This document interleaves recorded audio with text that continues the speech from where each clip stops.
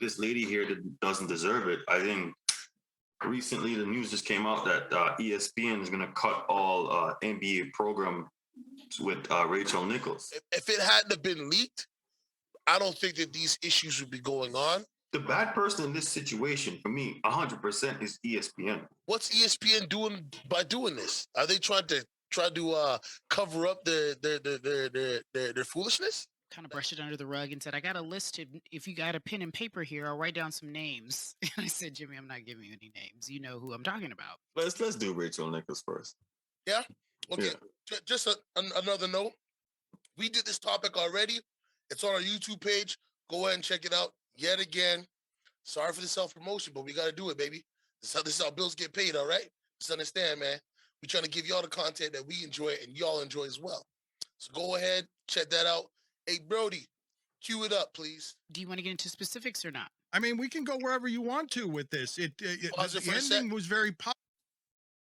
Now, I know I wasn't super clear about who these two people are talking, so I'm going to do that now. This is Kerry Champion and Dan Le Batard. Dan Le Batard left ESPN a few months ago. They're talking about working at ESPN, and they do bring up the Rachel Nichols situation that I believe me and Da Vinci here, as well as another two guests that we previously used to have on the pod, we're talking about, and we're all in a conclusion about what the situation is. So this is just more clarification, okay? Go ahead, hit again, bro. Sorry. Public, like, I'm very grateful, Kerry, to everything that ESPN did for us, because they validated us. But you saw everything that happened over the summer. You've seen everything where their conflicts are on the race stuff, on the politics stuff. You saw a corporate statement that went out, #1team, and then all of a sudden people were allowed to talk about social issues because it was a pandemic, and stuff that we weren't allowed to talk about, we were allowed to talk about. And all of that just felt different than the reason I was hired. And I don't have hard feelings toward ESPN. They helped make us bigger, and they gave us our stuff and let us leave. And so it was a mutually beneficial relationship for as long as it was a mutually beneficial relationship. And then they got out of the business of being, near the headlines with this political stuff and racial stuff around us. And so we left. It's interesting that you say you left amicably, because I did not. I feel a way. You know what I mean? And I'm not mad, but I feel a way because I rang the bell. I alerted. I went to Jimmy and said, you got a real problem here. There are people that you work for that are not in the business of taking care of people of color, especially women. This was in 2020. And he's like, well, and he just, kind of brushed it under the rug and said, I got a list.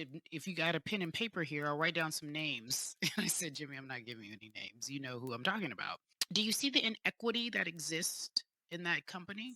I would say that what you just saw happen, and I'm sure you were looking at this very closely, with everything related to Rachel Nichols and Maria Taylor and the public mess that was, as Maria Taylor was someone who behind the scenes was doing the same kind of advocating that you were, and having and enduring some of the same kinds of frustrations that you felt, and was trying to find her voice and trying to be heard, and feeling like she was landing short of where she wanted to, and eventually leaves that company because of it. What Rachel Nichols was complaining about on that private audio that represented a sentiment that you shouldn't say in public, but she didn't say in public, and a sentiment that any of us with any ambition can understand the humanity in it. If you're saying, well, we're only allowed one space for a woman, and now we've got to choose because there can't be multiple spaces between Maria and Rachel, and then you get into real estate and ego and protection of turf and all that stuff. What I want, what can't be ignored because it's too obvious, and if you care about these things, it's something you can't unsee. Maria Taylor is no longer at ESPN. Rachel Nichols soon will no longer be at ESPN. But what Rachel Nichols was complaining about in the thing that got you to her, that is still at ESPN. She was complaining your crappy record on diversity is not going to be something that you fix on my watch. What's your thoughts on it first before I go in? How do you feel now knowing that we were entirely right about the way we felt about the way Rachel Nichols was being portrayed due to that audio of a private conversation being leaked. Well, I'm just gonna be real about it, man. This is who we are at Pop Sports here. This is who we are. We're real, and we when something is real, we talk about it as real, and we didn't try to run to know because, like you said, a lot of people are what they always like to do instead of the truth is right there, and you see the truth, understand the truth, but everyone likes to run to race cards and say something, which was ridiculous. She had a private conversation. Um, she had a private conversation and she said some truth. Um, I guess some people can't handle the truth, and some people want to twist the truth to a different direction. But in my opinion, when we talked about it a couple months back, it was straightforward. She had a contract to do her thing. Absolutely, that was her job. And just because you have whatever she said, just because you do this, you want to take her uh job away and give it to somebody. Of course, she has the right to speak up about that because she signed a contract and that was supposed to be her job. There's nothing racist about that, and it's ridiculous that people are running to that to race. You know, and just like we said back then too. Listen, bro, stop pulling the race card so much when it's not needed. Yeah. Um, First of all, I want to say, Jalen Rose's daughter coming out and saying what she said about Rachel Nichols, due to the fact that Rachel Nichols was all with the Black empowerment, the Black Lives Matter, all that stuff. If you go back and look at her career for the span of, we'll say 10 years, I'm just gonna say it for 10 years. Yeah, All she had was ex NBA players on her show, current NBA players on her show. Majority of them were black. If she had a problem with black people, I think we would know. That's one. absolutely. Yeah, Two, she yet again, like we both agreed on the previous pod before, and we're agreeing on now. She had a contract that she signed with ESPN, and ESPN has had a bad track record of dealing with their colored individual talents a certain way. Don't don't knock it. Here's the biggest part of the pie. They don't seem to want to give. Oh, stop it, Kool-Aid. Kool-Aid already because I'm white. Well, listen, that's what they try to say about Rachel Nichols. She's a white woman, right? They try to say that she's racist and she's this and she's that.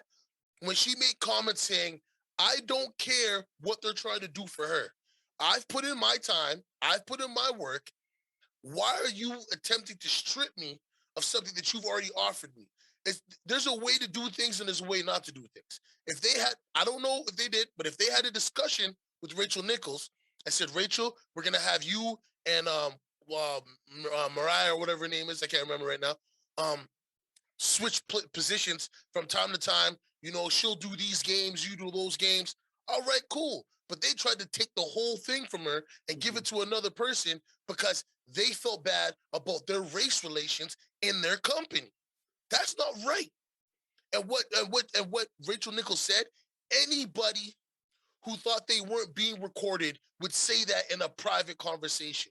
So for all the people out here trying to pile on her, guess what? We just pulled out two people who used to work from there, and they said the exact same things that she was saying when her private record or private audio got leaked by that scumbag who probably got a little ban for that and got fired. well, Okay? also though, I'm gonna keep it real, man. If she would have said that, even not in a private conversation, would you take that as being a racist? No, listen, I wouldn't. But the thing for me is, everybody, yet again, like Navinci said, we're raw and real here, okay? We know everybody has private conversations they don't want everybody else to hear. Yeah, And that was a private conversation that she didn't want everybody else to hear. And guess what happened? Somebody who knew it was still recording got the recording, waited to try to possibly leverage something out of her. She said to go jump off a bridge, and they leaked it for money and gave it to TMZ or whatever other outlet that they wanted to give it to make themselves look like they did something good for the woke mob. Yo, yeah, bro, I'm not into that. Okay, I have nothing but respect for Rachel Nichols. A lot of yeah. people in that industry try to say, well, she got her come up because who her stepmother was. Listen, you heard I know all y'all heard this expression, okay? You can bring a horse to the water, but you can't make it drink it. Well, listen, So brother, listen. even if her mother did open the door, Rachel Nichols has got over 20 years of putting in work for that company. You're It's right. crazy. You're right. Even if somebody opened the door for her, right? Yeah. They're not the ones that's putting in the work. They might open a door and an opportunity, but listen, like you said, she's been putting in work for years and years. And guess what? I've been a fan of every one of her shows. Because guess what? Yeah. She knows the game. It's not like a pretty face or something there. She knows the game in and out. And you know what? There's a lot of pro that respects her. Yeah. Right? I mean, Steven Jackson came up right away and said, yo, listen, me and her have a private conversation, but y'all need to stop piling on this woman. This woman has shown me nothing but love, has been behind me in every situation that happened.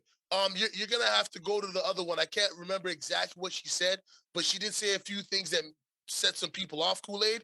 She was saying, I don't care, about Mariah or whatever her name is. Yeah, it's all good that she's on her way up, but they're taking away a spot from me that they guaranteed me. They promised me this thing, and now they're giving it away because this woman's younger and whatever the case is. And like I said, some of the stuff that she said, people can take the wrong way. You know what I'm saying? And at the end of the day, part of the reason why she got so much blowback back is because she labeled herself an ally to black people.